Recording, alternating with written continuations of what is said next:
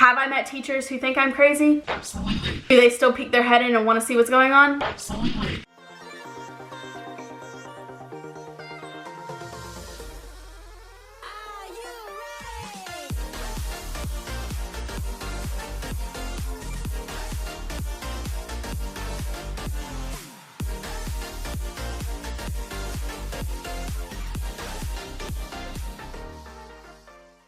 Hey, what's up you guys? Welcome back to our channel. My name's Kenzie and I'm one half of the sister duo over here. As you can tell by the title, today we are going to dive into some of my TPT resources that you may be seeing on my teacher Instagram. The first thing we're gonna do is I'm gonna share with you what I found in the dollar section at Target and also in the book section. The first thing I found, I bought two of because I found it in the dollar section.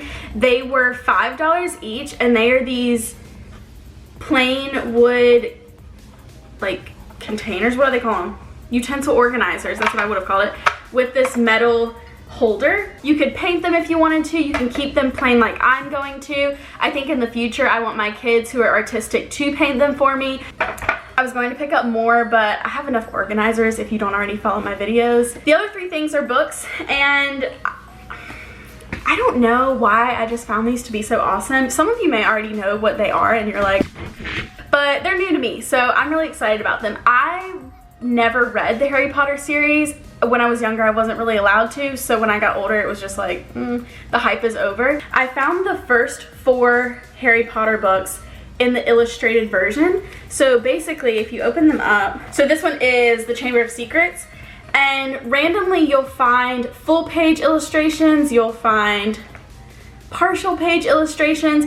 It comes with the little ribbons, that way you can keep your place. I only grabbed 3 of them. I'm missing the third one. So I have 1, 2, and 4 because the third one was really damaged, and even though it was 30% off, I was like, no, I'm good. I'm really excited about them. One of them was not on sale and I got it for sale anyway because my cashier was awesome. My kids are going to rave over them. If you're interested, I did see that they were on Amazon. You could check them out there. The next thing I want to do is dive into these TPT resources for a hot second and kind of share with you what you can expect.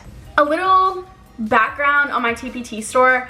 TPT takes 51% of every sale. So I just want to put that out there when you're looking at the prices of certain things. It's based on the 49% that I'm going to actually get in pocket.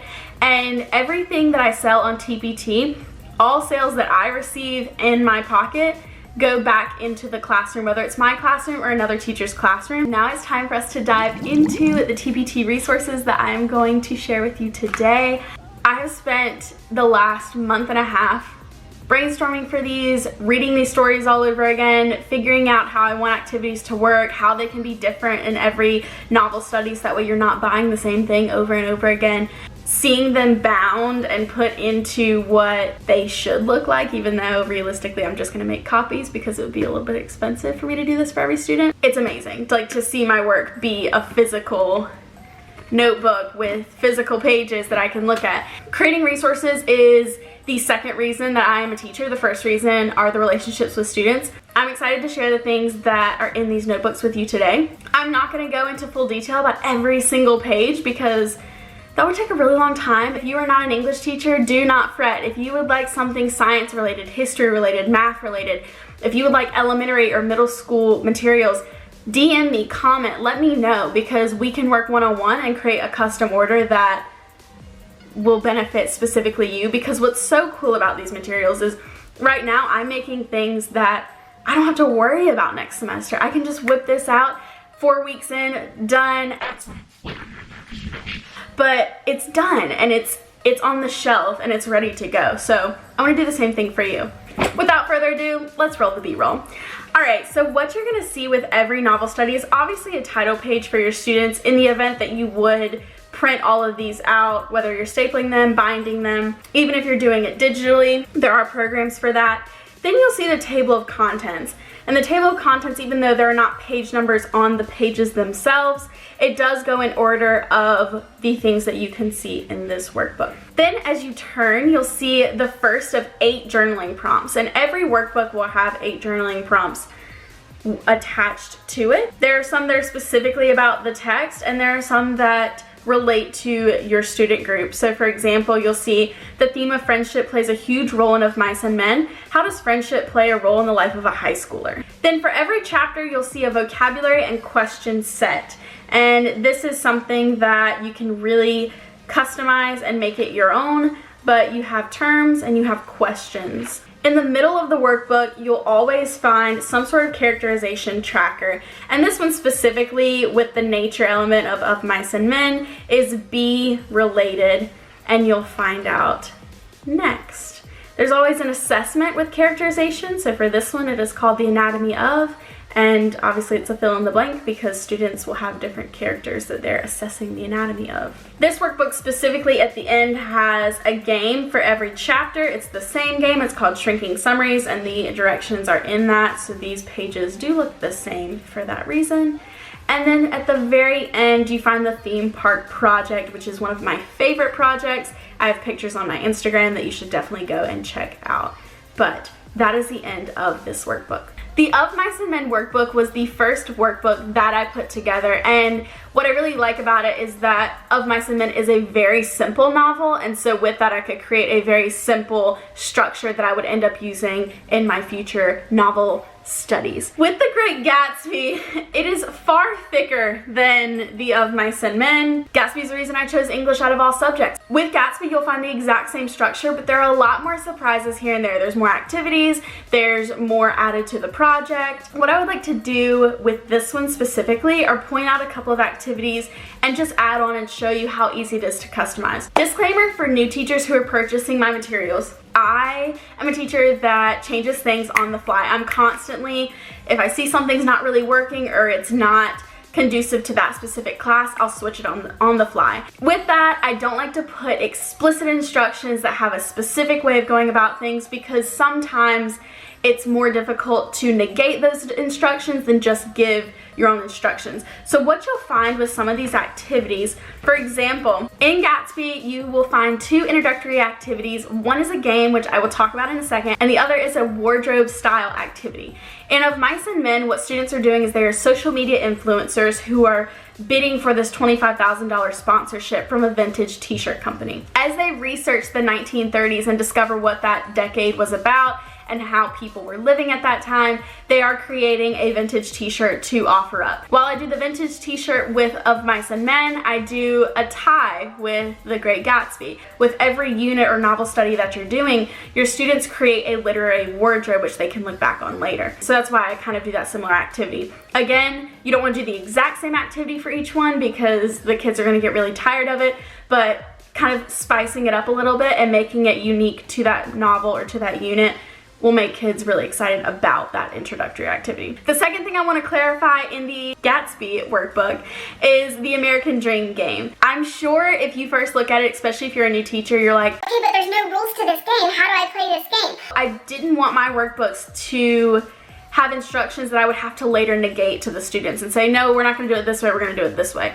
And I wanted the same for you. In the American Dream, it tells you how to start it off. So it tells students that they have a specific role and that they're doing one thing. But then it opens it up for you to do it bingo style, for you to do it against the clock, for you to make them be silent, for them to do it in groups, for them to do it in partners. Reading your class, knowing what they can handle, and making up your own rules as you go. So what you'll find in the Gatsby questions that's just a tad different than what you'll find in Of Mice and Men is an opportunity for your artistic students to really show their creativity. At the bottom, it's super simple. It's just two Polaroid picture illustrations. You can leave this open-ended where there is no specific requirement.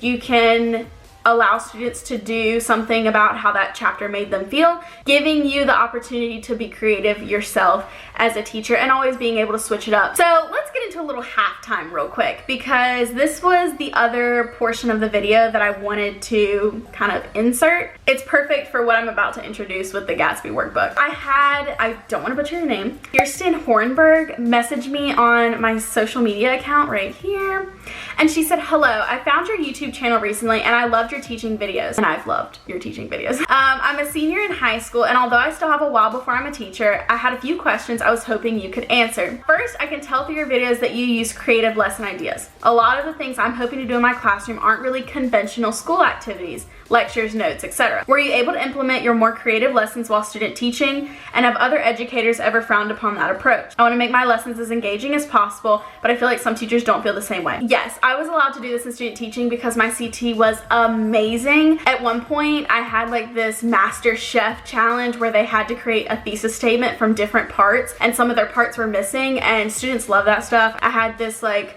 whisk and apron, and it was the whole 9 yards. Have I met teachers who think I'm crazy? Absolutely. Do they still peek their head in and want to see what's going on? Absolutely. To answer your question, do whatever you feel like doing. There are going to be some lessons that you think are awesome and you spent so much time and your kids hate it, and that's okay. But you learn, and I learned too.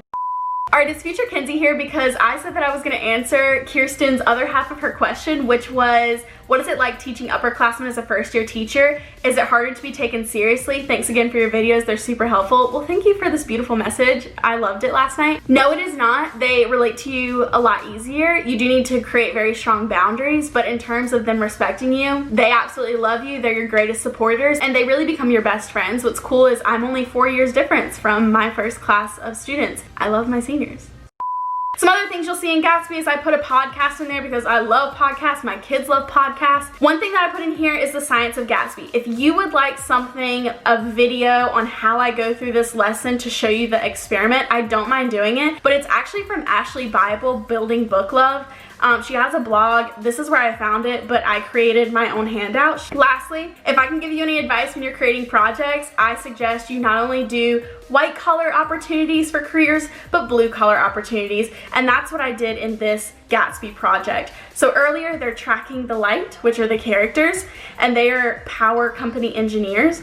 Later on, they have to create a power grid, and they take a couple of days to research the different elements that I have there, and then they attach those elements to pieces of the novel. And that is an awesome opportunity for you to bring in people from the power company, whether they're linemen, engineers, supervisors, whatever they are. This is an awesome opportunity for you to show your students that they are capable of doing what the people in their community do. Always try to get that variety based on your students' interests. Alright guys, so my camera's dying and it's probably gonna die before I say everything, so I'm gonna say it really fast.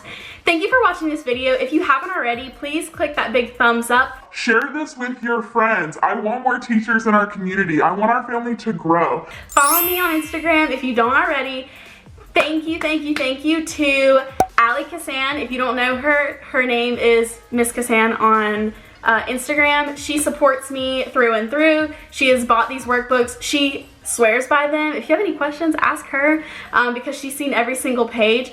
Please follow me on Evans in English. If you have any questions, reach out. I answer your questions. And there are a lot of things coming your way in the future. So again, sorry this is hurried, but this camera has died twice on me already. So I love you guys. Thank you for supporting me. Until next time, bye.